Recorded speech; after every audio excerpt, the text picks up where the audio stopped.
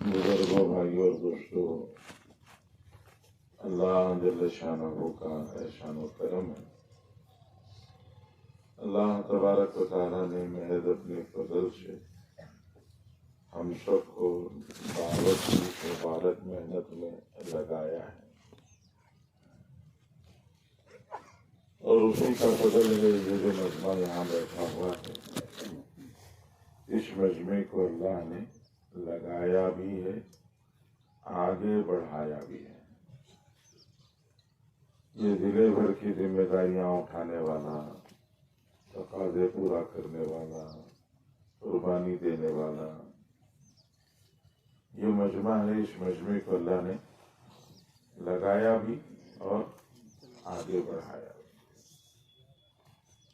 اللہ ہی کی شان ہے، هو المقدم هو المؤخر، وہی آگے بڑھاتے ہیں، وہی پیچھے ہٹاتے ہیں۔ تو جب اللہ نے اپنے فضل سے ہمیں آگے بڑھایا ہے تو اب ہماری ذمہ داری ہے کہ ہم آگے ہی رہیں۔ آگے کیسے رہیں گے؟ قربانیوں سے آگے رہیں گے، پیچھے نہ ہو جائیں۔ آگے رہتے رہتے پیچھے نہیں ہو جائیں۔ اسکول میں کچھ بچے سال کے شروع میں پہلی بینچ میں رہتے ہیں، سال ہوتے ہوتے آخری سے پیچھے کو چلے جاتے ہیں۔ ایسا نہیں، اللہ نے لگایا، آگے بڑھایا تو ہمیں آگے ہی رہنا چاہیے۔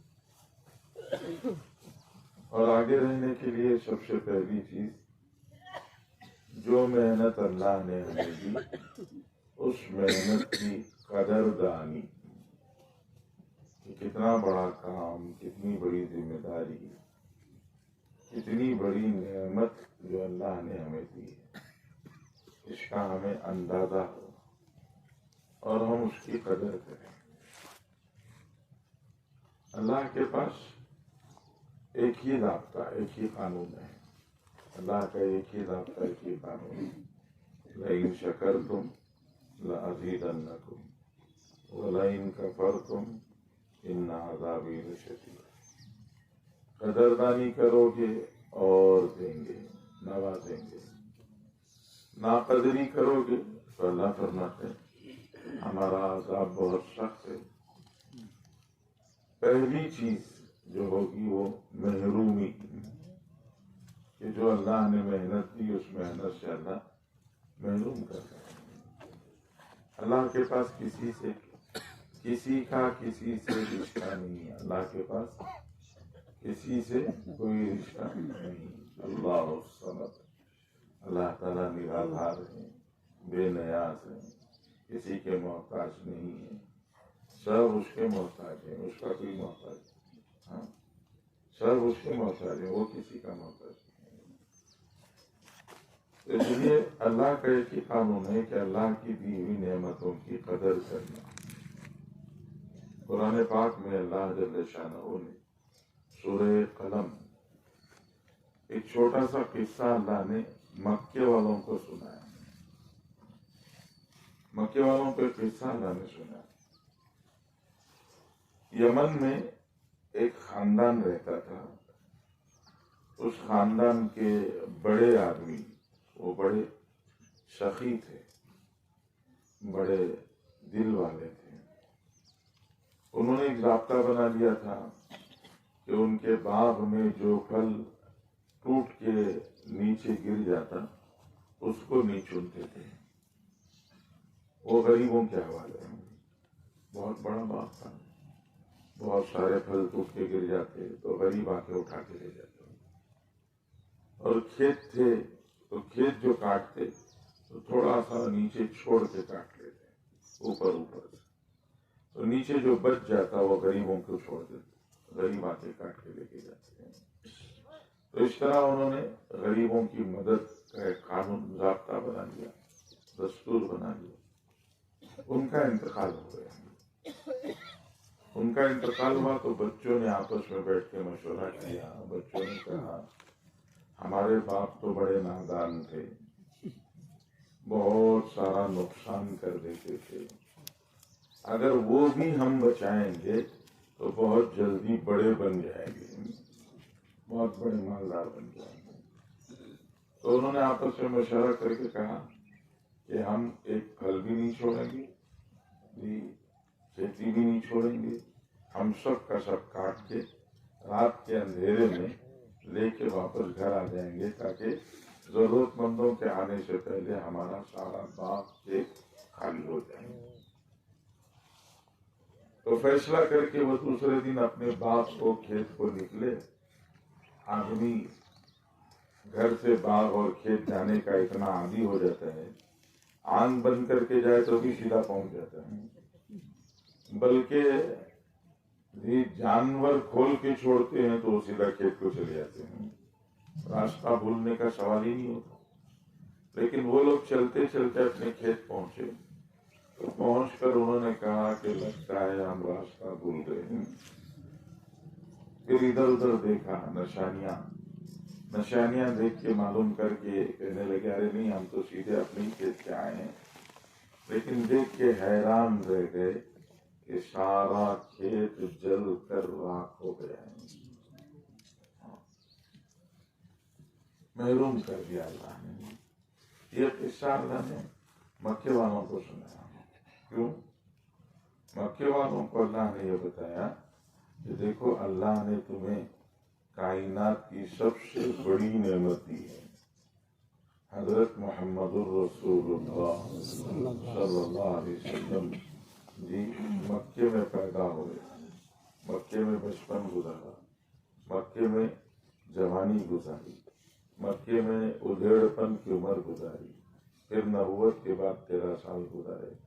اللہ کے رسول صلی اللہ علیہ وسلم سب سے بڑی نعمت ہے جو اللہ نے تمہیں دی ہے، اور یہ نعمت ایسا نہیں کہ اچانک مل گئی۔ رسول اللہ صلی اللہ علیہ وسلم کی پیدائش سے پہلے سے اللہ کے نبی صلی اللہ علیہ وسلم کا تذکرہ تھا، پورے مکے میں چرچا تھا۔ خواجہ ابو طالب، خواجہ عبد المطلب، رسول اللہ صلی اللہ علیہ وسلم کے دادا عبد المطلب، انہوں نے خواب دیکھا تھا کہ ان کے بچوں میں نسل میں ایک ایسا بچہ آ رہا ہے جو پوری دنیا میں انقلاب لائے گا۔ وہ خواب پورے مکے میں اس کا چرچا تھا، لوگ انتظار میں تھے۔ اللہ کے نبی صلی اللہ علیہ وسلم پیدا ہوئے تو آپ کی پیدائش پر ہی چرچے شروع ہو گئے۔ حضرت شفا عبد الرحمن ابن عوف کی والدہ، وہ دایا کا کام کرتی تھی، بڑی عورتیں ہوتی ہیں پرانے زمانے، تو وہ حضور صلی اللہ علیہ وسلم کی ولادت کے وقت پر حضرت آمینہ اما جان کے پاس تھی۔ تو حضرت آمینہ کہ ولادت کے وقت پر جو چیزیں پیش آئی انہوں نے اپنی آنکھوں سے دیکھا کہ بچے کی پیدائش کے وقت پر اللہ نے ایک نور نکالا، روشنی۔ حضرت آمینہ فرماتی ہیں مجھے روم اور فارس کے محل دکھنے لگے، ایسی زبردست روشنی۔ وہ بچہ جو پیدا ہوا، ہر آنے والا بچہ خون میں لت پت پیدا ہوتا ہے، لیکن حضور صلی اللہ علیہ وسلم کی پیدائش ہوئی تو آپ دھلے دھلائے ہوئے ہیں۔ بچے کی ناف کی رگ جو ماں کی رگ سے لگی رہتی ہے، فرمایا وہ کٹی ہوئی تھی۔ رسول اللہ صلی اللہ علیہ وسلم کی ختنہ ہو چکی تھی۔ تو یہ سب چیزیں پھیل گئی، مکے میں اس کا چرچا ہوا۔ جس دن حضور صلی اللہ علیہ وسلم کی پیدائش ہوئی اسی دن ایک یہودی مکے کے بازار میں آواز لگانے لگا، وہ پوچھنے لگا تمہارے ہاں کسی بچے کی پیدائش ہوئی؟ لوگوں نے پوچھ کے بتایا کہ ہاں ہوئی ہے۔ تو اس یہودی نے پوچھا اس کے باپ زندہ ہیں اور اس کے باپ کا انتقال ہو گیا؟ تو لوگوں نے پوچھ کے بتایا عبد المطلب کے بیٹے عبداللہ کے گھر میں بچہ پیدا ہوا ہے اور عبداللہ کا پہلے ہی انتقال ہو چکا ہے۔ اس نے کہا میں بچے کو دیکھنا چاہتا ہوں۔ لا کر دکھایا گیا بچے کو، تو یہودی دیکھ کے چیخ مار کر بے ہوش ہو گئے۔ تھوڑی دیر کے بعد اسے ہوش آئی تو اس نے کہا نبوت بنی اسرائیل سے ختم ہو گئی، نبوت بنی اسماعیل میں چلی گئی۔ بچے کو دیکھ کے اس نے کہا۔ حضور صلی اللہ علیہ وسلم مکے والے اپنے بچوں کو باہر بھیج دیتے تھے دودھ پلانے کے لیے۔ بنو سعد سے عورتیں آئیں دودھ پلانے کے لیے لے جانے، تو حلیمہ سعدیہ ان کی اونٹنی بہت کمزور تھی، وہ بہت دیر سے پہنچی، باقی سب جلدی پہنچ گئے۔ مکے میں چکر لگایا تو سب نے گود لے لیا بچے کو، ایک بچہ چھوڑ گیا، سب اس کے پاس سے گزرے لیکن یتیم سمجھ کر اس کو چھوڑ دیا۔ حضرت محمد الرسول اللہ صلی اللہ علیہ وسلم، حضرت حلیمہ آئی تو دیکھا سب لے لیے بچوں کو، ایک بچہ چھوٹا ہوا ہے، وہ یتیم بچہ ہے، سب نے اس لیے چھوڑ دیا کہ یتیم باپ ہی نہیں ہے تو کیا ملے گا، ادھر سے جاؤ ہوئی ایسا جاؤ، پورا مجمع کاٹ کے جائیں گے تو سب نے یہ کہہ کے چھوڑ دیا تھا ہاں یتیم بچہ ہے۔ حضرت حلیمہ آئی تو وہ اکیلا بچہ ہے۔ حلیمہ نے اپنے شوہر سے پوچھا بتاؤ کیا کریں، تو شوہر نے کہا لے لو برکت ہو جائے گی جی، تو لے لیا تو اللہ نے برکت دکھانا شروع کر دی۔ اس بچے کو گود لے کے اپنے قبیلے کے پاس چلی، اپنے جانوروں کے پاس آئی تو دیکھا اونٹنی کا تھن دودھ سے بھر گیا ہے، یہ خود بھی پیا، شوہر کو پلایا، بچوں کو پلایا۔ اب واپسی میں وہی اونٹنی جو سب سے دیر سے پہنچی تھی وہ اب سب سے آگے تھی۔ لوگوں نے پوچھا آپ نے مکے میں اونٹنی بدل لی؟ کہا اونٹنی نہیں بدلی ہے، یہ بچے کی برکت ہے۔ بنو سعد پہنچے تو 2-4 دن میں چرچا ہو گیا، پورے بنو سعد میں چرچا ہو گیا۔ پورے بنو سعد والے کہنے لگے اپنے جانوروں کو چرنے کے لیے وہاں بھیجو جہاں حلیمہ کے جانور جاتے ہیں، کہ حلیمہ کے جانور بھرے پیٹ واپس آتے ہیں، اس لیے اپنے جانور بھی وہاں بھیجے۔ 2 سال تک حضرت حلیمہ نے اپنے پاس رکھا، برکتیں دیکھی۔ 2 سال کے بعد لے کے آئی واپس کرنے کے لیے، تو مکے میں وبائی بیماری چل رہی تھی، وبائی امراض۔ اماں آمینہ نے فرمایا اور چند دن کے لیے لے کے جاؤ، تو لے کے آ رہے ہیں۔ بچہ 2.5 سال 3 سال کا ہو گیا، حضور صلی اللہ علیہ وسلم کی عمر 3 سال ہوئی تو بہن حضور صلی اللہ علیہ وسلم کو جانور چرانے کے لیے جب جاتی تو بچے کو لے کے جاتی۔ ماں نے کئی دفعہ ڈانٹا، ایک بار سخت کہا چھوٹے بچے کو کیوں لے کے جاتی ہو؟ تو حضرت حلیمہ کی بیٹی رسول اللہ کی بہن نے اماں سے کہا اماں یہ قریشی بھائی ہمارے ساتھ رہتا ہے تو سخت گرمی میں ہمارے سر پر بادل سایہ کیے رہتا ہے، ہم کو گرمی نہیں لگتی، اس لیے میں بچے کو ساتھ لیتے جاتی ہوں۔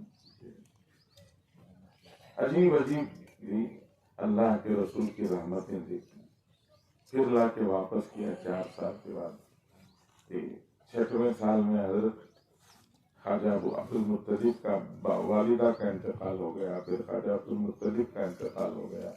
ابو طالب کی ذمہ داری میں تھے، 9-10 سال کی عمر تھی، ابو طالب تجارت کے لیے نکلے تو رسول اللہ صلی اللہ علیہ وسلم فرمایا میں بھی آؤں گا ساتھ میں۔ بہت سمجھایا، کہا نہیں میں بھی آؤں گا۔ تو سفر کا قصہ بھی کتابوں میں لکھا ہے کہ ایک دفعہ چلتے چلتے ایک مقام پر پہنچے، اترے، سامان وغیرہ رکھا، دوسرے لوگ سامان وغیرہ رکھ کر، وہ صحرا کا علاقہ تھا، وہاں عام طور سے درخت نہیں ہوتے تھے، اکا دکا درخت ہوتا تھا جی، تو لوگ اس درخت کے پاس پہنچ کر تھوڑی دیر سستانے کے لیے رکتے تھے، ذرا سائے میں بیٹھتے، تھوڑا آرام لے کے پھر آگے سفر کرتے۔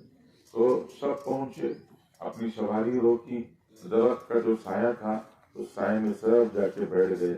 ابو طالب اور رسول اللہ صلی اللہ علیہ وسلم پہنچے تو اپنا سامان روکا، رکھا، سواری روکی اور آ کے دیکھا تو سائے میں جگہ ہی نہیں، تو دھوپ میں بیٹھ گئے چچا اور بھتیجا، حضور صلی اللہ علیہ وسلم اور چچا دونوں مل کے دھوپ میں بیٹھ گئے۔ تو لوگوں نے دیکھا کہ جیسے رسول اللہ بیٹھے تو درخت کا سایہ